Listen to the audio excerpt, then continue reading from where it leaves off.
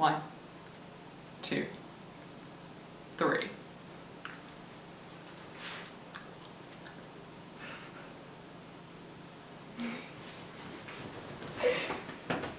She has no idea what I'm doing. I have no idea what to do.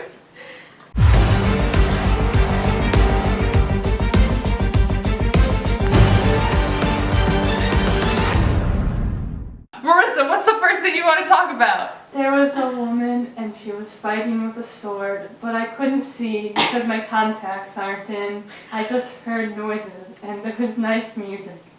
There was a woman, she was fighting with a sword, there was nice music, and that woman's name was Kira. So let's talk about Kira first. This was the Kira-centric episode. It looked like it was going good for a while. If I had to guess, I mean, like, she walked out with the Oni mask, which would suggest that it was real. But I don't know, Teen Wolf likes hallucinations too much, and like the Oni was really her, and I don't know how they expect her to defeat the Oni when every time she like stabs it, she stabs herself. So I'm not quite sure how that was supposed to play out. Yeah. But the Kitsune came through and om-nom-nommed the Oni. And then they were gonna om-nom-nom Kira, and it was gonna make me sad. But And Scott rescued her. We definitely have not seen the last of them. That's a very ominous behind-the-back silhouette scene, and if I had to guess, they're coming back for Kira. And obviously, like, they didn't solve her problems either. No, So, no, Kira is still in the same place she was when she left. Except So- now she knows that it's a problem. I mean, she knew it was a problem when she left too, so Like, now she's just... What did we gain from that experience? I don't know. But Scott came for her. Yeah, it was a great emotional booster for her and her boyfriend. They were back together making out in the backseat, and like her mom seems to be more about that relationship. If I had to guess, it's probably gonna be like through like some Scott being her anchor thing, and through her love and support of the pack and the love of Scott, like when everything's less shitty, she'll be able to control herself and pull through. So if I had to guess, I feel like that's probably a way that that's gonna go. The number 2 thing on the list that we're gonna talk about today is Scott and Stiles, because they talked. So much emotion. So we're all here for the entirety of the first half of season 5, and we watched that episode. We watched Lies of Omission. I left the room when Hillary watched it. Yeah. I'm not watching this sad scene where it's raining outside the animal clinic again. And then I sit here and I'm just like, I can't watch it, because if they had just kept talking, but Theo knew they weren't going to keep talking because he tweaked the stories just that much, and no one wants to go over the gory details of something that awful, so he knew they were never going to talk about it if they could get away with it, so he just let the situation play out. And I get all defensive about that, and then Scott says it, and I'm like, baby, no, it's not your fault! It's not your fault! He knew! He just knew that was going to happen! He's just so manipulative. He's just so good at being manipulative. But it just, then Scott says it and Stiles says it, and I just get super sad. But the point is that Stiles is back and Roscoe is back. Things are still a little broken, and it's hard to gauge everything, but for the most part, they're up and running. Yay, metaphors for people's friendships. Okay, we're gonna rock, paper, scissors. I win, we talk about Liam. You win, we talk about Corey. 1, 2, 3, 4, 5. Okay, we're gonna talk, I mean, like, I don't know why I was upset, like, I lost the game, but, like, honestly, no matter who won, like, we're gonna talk about them both anyway. Mason and Corey. Yes. Oh my god. They're such cuties. Corey's spending way too much time with Theo because that boy is learning how to smirk, and I don't like it. I don't like it. By which means I like it very much. Yeah. And Mason, quickly learning too much from Corey, who's quickly learning too much from Theo, because he just like dragged the chair. He was just like, no, this is my lab partner, sup. And then like that locker room makeout scene, like Mason took, wow. Mason. Damn. I thought that we would have more to say about this, but I don't know if I had anything to say about this beyond the fact of wow. I don't know how I feel about the situation though, because like Mason obviously doesn't want to end up in a spot where he's like allying himself with like the bad guys, but like I want them to be happy. I want them to be happy. Happiness is an illusion. Thanks, Wow, Marissa. thanks for that lovely ray of sunshine. On a very similar parallel side, you know, you also have Liam and Hayden who are dealing with the same thing, which is like, hey, I love you and I understand that you were dead and you don't want to do that again, but Theo's a piece of shit and he's threatening your lives if you don't follow him, so I don't quite understand. I guess they're both like, he can protect us. And it's like, do you really trust the guy to protect you who was like, you have to do everything I say or I'm gonna kill you? Like, that's the guy you want protecting you.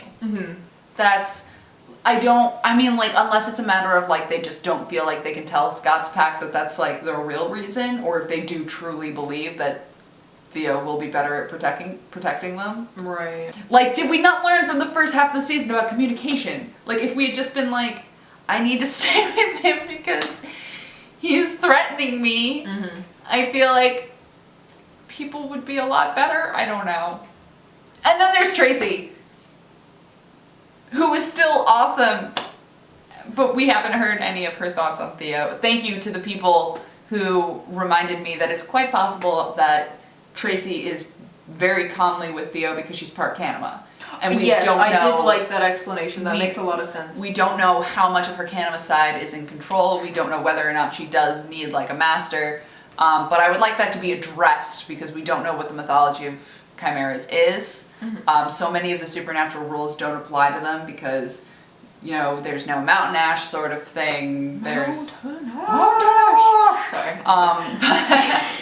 But because so many of the supernatural rules don't apply to them, I would be very interested to see where Tracy Kanema falls on needing a master, and if so, if not, then like, are you hanging out with Theo for any reason besides his cheekbones and impeccable lighting choices? I mean, like, that seems Those like are pretty good reasons. He hasn't openly threatened her, so he seems to be a lot nicer to her than he is to everyone else. Malia dragged Theo's ass.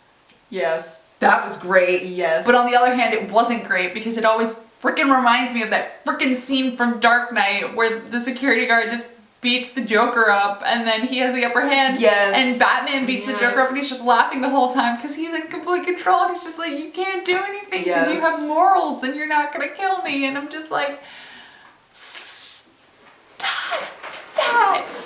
You're being a dick. I don't like it. But at least he looks pretty while he's doing it. The last thing I needed to talk about is Demon Wolf!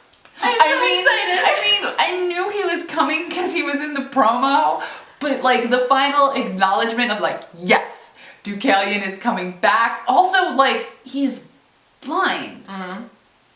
So did he go back to being blind? Because that would fucking suck.